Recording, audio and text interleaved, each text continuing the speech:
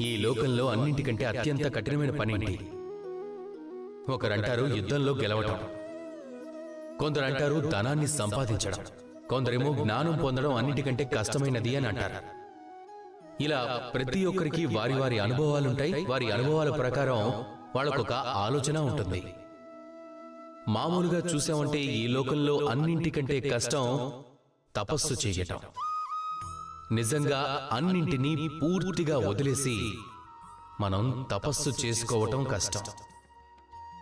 ఎందుకంటే ఈ లోకంలో అన్నింటికంటే కష్టమైన పని ఇంకొకటి ఉంది. ఈ ప్రపంచంలో, ఈ సమాజంలో మన కుటుంబం మధ్యలో అందరితో ఉండటం, అలాగే దైవస్మరణతో ముందుకు వెళ్ళడం, ఇది కూడా చాలా కష్టమైనది.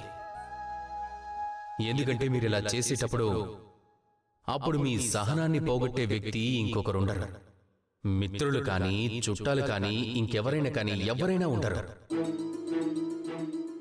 ఈ సమాజంలో మీరు మీ కుటుంబంతో కలిసి బతుకుతున్నప్పుడు ఎవరో ఒకరు మధ్యలో వస్తూ ఉంటారు. అలాగే మీ సహనాన్ని పరీక్షిస్తూ ఉంటారు.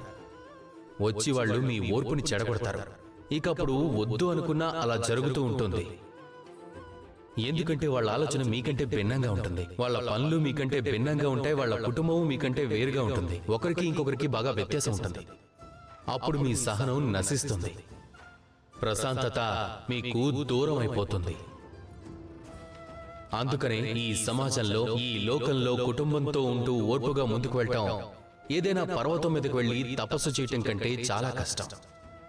ఏ వ్యక్తి ఇదే సమాజంలో, ఇదే కుటుంబంలో, అదే మనుష్యుల మధ్య అలా ఉంటారో, ఇంకా ఓర్పుగా ముందుకు వెళ్తూ ఉంటారో, ఎవరైతే సహనం నేర్చుకుంటారో వాళ్ళకే జీవితంలో ఆనందం అనేది దొరుకుతుంది.